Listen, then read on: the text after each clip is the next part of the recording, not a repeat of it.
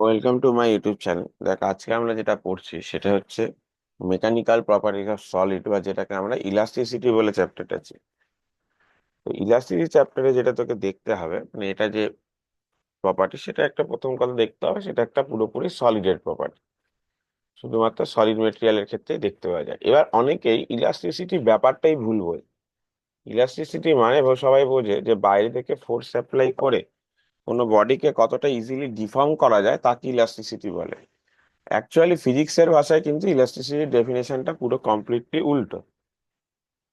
আমি যদি বাইরে থেকে এক্সটার্নাল কোনো ফোর্স দিয়ে কোনো বডির শেপ বা সাইজ চেঞ্জ করতে চাই, তাই এখানে ডেফিনেশনটা লেখা আছে, সেই শেপ আর সাইজ চেঞ্জ করতে গেলে যতটা আমাকে রেজিস্ট্যান্সের সম্মুখীন হতে হবে তাকে ইলাস্টিসিটি বলা হয়। মানে খুব ইজিলি আমি ধর কোনো বডির শেপ বা সাইজ চেঞ্জ করতে পারছি না, তার মানে কিন্তু অ্যাকচুয়ালি তার ইলাস্টিসিটি বেশি। অথবা আরেকটা ভাবে করা হয়, মানে ডিফাইন করা হয়েছে যে কি, না তুই বাইরে থেকে এক্সটার্নাল ফোর্স দিলি, তাহলে বডিটার শেপ বা সাইজ চেঞ্জ হলো। এবার সেই এক্সটার্নাল ফোর্সটাকে তুই সরিয়ে নিলি, তাহলে বডিটা আবার তার পূর্বের অবস্থানে বা আবার তার অরিজিনাল শেপ আর সাইজে খুব তাড়াতাড়ি ফিরে আসলো, মানে পুরোপুরি ফিরে আসলো। তার মানে তার ইলাস্টিসিটি বেশি। মানে যে প্রপার্টির জন্য বেসিক্যালি, যে প্রপার্টির জন্য রেস্টোরিং ফোর্স তৈরি হয়, রেস্টোরিং ফোর্স বুঝিসলিস, নামের মধ্যেই আছে, রিস্টোর হয় বা আগের পজিশনে ফিরে আসে বা আগের শেপ সাইজটাই ফিরে আসে, তাকে আমরা ইলাস্টিসিটি বলি। তো ইলাস্টিসিটি প্রপার্টির উপর ডিপেন্ড করে চার রকমের ভাগে ভাগ করা যায়। রিজিড বডি, রিজিড বডি খুব আসে। যে রিজিড বডি কি, রিজিড বডি হচ্ছে তুই যতই ফোর্স দে না কেন, এর কোনোভাবে তুই শেপ সাইজ চেঞ্জ করতেই পারবি না। মানে রিজিড বডি মানে হচ্ছে যে বডিগুলোর মধ্যে যে কোনো দুটো পয়েন্টের মধ্যে distance fixed. Perfectly elastic body, force দিচ্ছিস, ডিফর্ম হচ্ছে, ফোর্স সরিয়ে নিচ্ছিস, বডি আগের পজিশনে ফিরে আসছে। নট অনলি আগের পজিশনে ফিরে আসছে, 100% ফিরে আসছে, অলওয়েজ ফিরে আসছে, এরকম একটা ব্যাপার। মানে সে তুই যতই ফোর্স দে না কেন, যতই ডিফর্ম কর না কেন, এটা পার্শিয়ালি ইলাস্টিক। পার্শিয়ালি ইলাস্টিক কিন্তু অ্যাকচুয়ালি রিয়েল লাইফ কেসের এক্সাম্পল।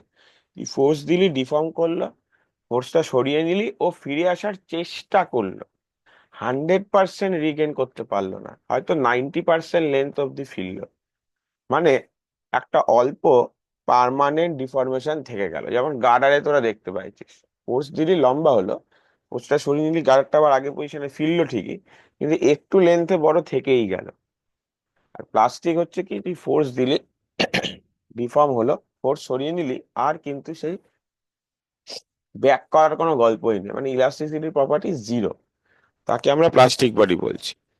এবার এখান থেকে কিছু ইলাস্টিক লিমিট কাকে বলেছে? ইলাস্টিক লিমিট বলছে যে যে ম্যাক্সিমাম ফোর্স অবধি বডির মধ্যে ইলাস্টিক প্রপার্টি দেখা যায় তাকে আমরা ইলাস্টিক লিমিট বলি।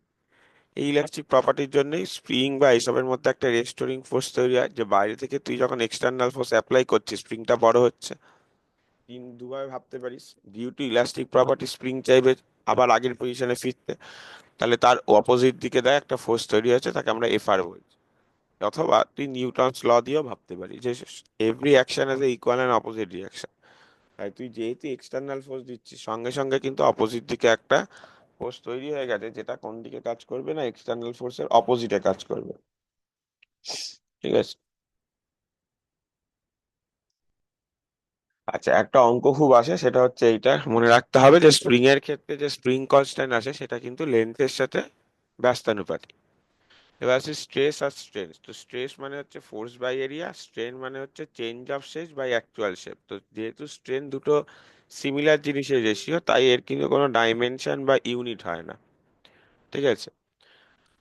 তো স্ট্রেস, এই কোশ্চেনটা খুব কিন্তু আসতে চলেছে, আমার পরীক্ষাতেও আমি দিয়েছিলাম, যে স্ট্রেস আর স্ট্রেনের মধ্যে কে বেশি fundamental, stress or strain, which is more fundamental? Obviously strain more fundamental. ঠিক আছে।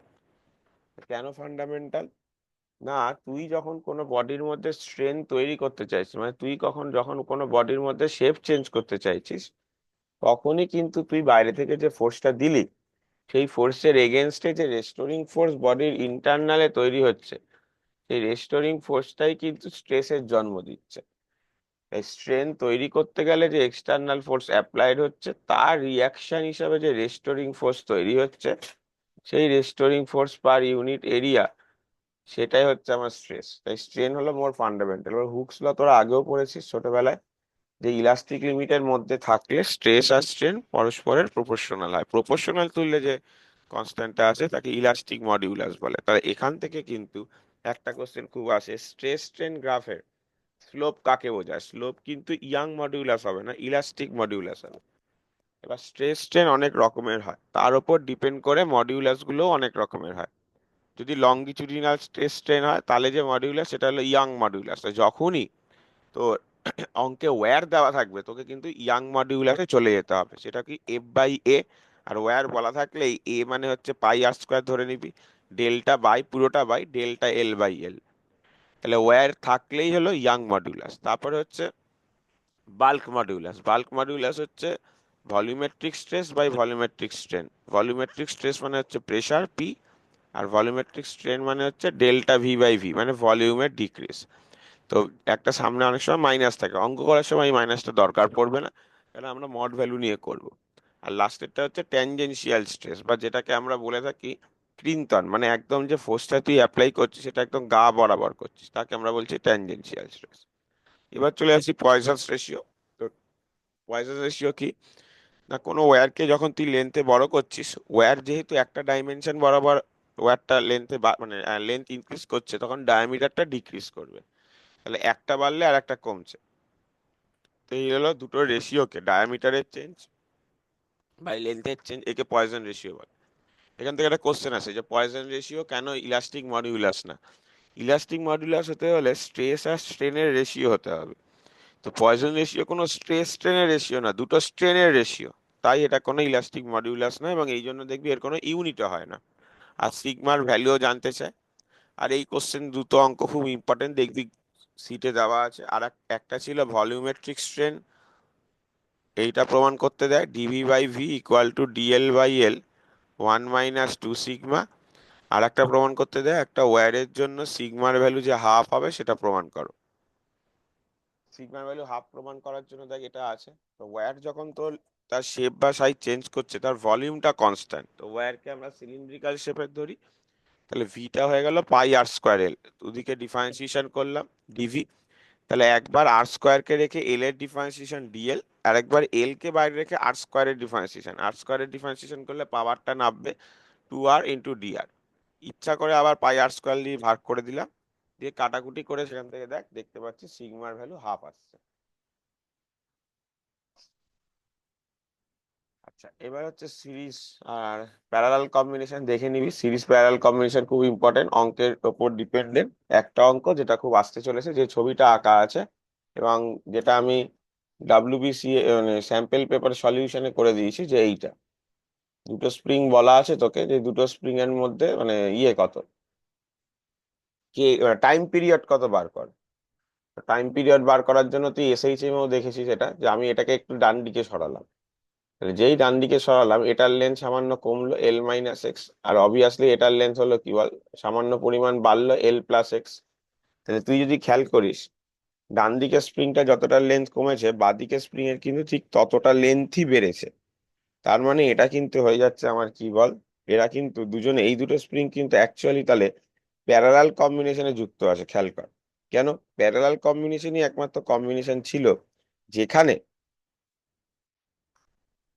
মানে এক্সটেনশন বা কম্প্রেশন যাই বলিস না কেন, সেটা মানে সমতুল্য ছিল, সমান পরিমাণ হতো। ঠিক আছে?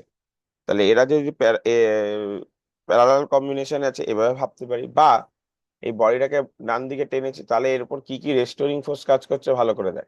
এটাকে ছোট করেছি, তাহলে এই স্প্রিংটা বড় হতে চাইবে, তাহলে রেস্টোরিং ফোর্সটা উল্টো দিকে। আর বাঁদিকে স্প্রিংটাকে টেনেছি, তাহলে সে ছোট হতে চাইবে, তাহলে এদিকে।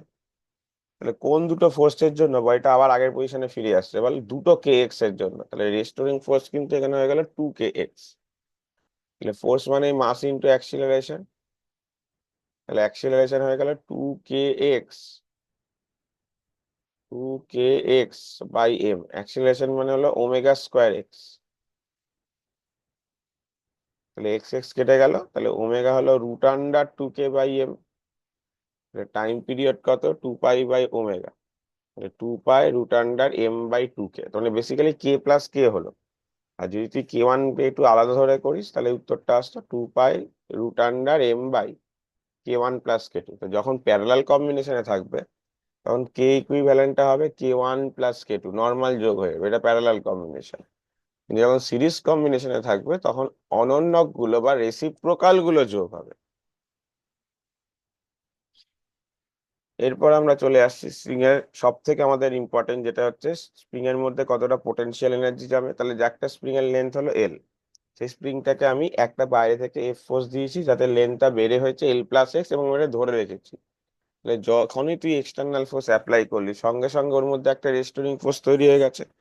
কিন্তু মানে যে কিনা আর স্প্রিং এর লেন্থ বৃদ্ধি করতে দিতে চাইছে না, কিন্তু আমি তো একটা এক্স পরিমাণ বৃদ্ধি করে রেখেইছি, এবার আরো ডিএক্স পরিমাণ নিচে টানলাম। তাহলে যখন আরো ডিএক্স পরিমাণ নিচে টানলাম তাহলে সেটা করার জন্য যতটা আমাকে ওয়ার্ক ডান করতে হবে সেটা অ্যাজ এ পোটেনশিয়াল এনার্জি জমা হবে। তাহলে যে রেস্টোরিং ফোর্সটা তৈরি হয়েছিল কে এক্স, তার বিরুদ্ধে আমি যে ডিএক্স পরিমাণ ওয়ার্ক ডান করছি, সেই ওয়ার্ক ডানটা অ্যাজ এ পোটেনশিয়াল এনার্জি জমছে। তাহলে সেখান থেকে আমি পেয়ে গেলাম কত, পোটেনশিয়াল এনার্জি ½ k x²। খুব অঙ্ক আসে stress strain graph, very very very important.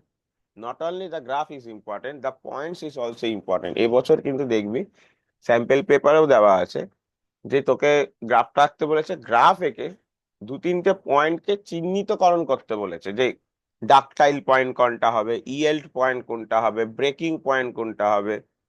ঠিক আছে, এই হচ্ছে গল্প। তো দেখ, আর এখান থেকে আর একটা কোশ্চেন খুব আসে, এই যে এটা তো সবাই জানিসই যে একটা ওয়্যারে এনার্জি ডেনসিটির ফর্মুলা কতটা, আর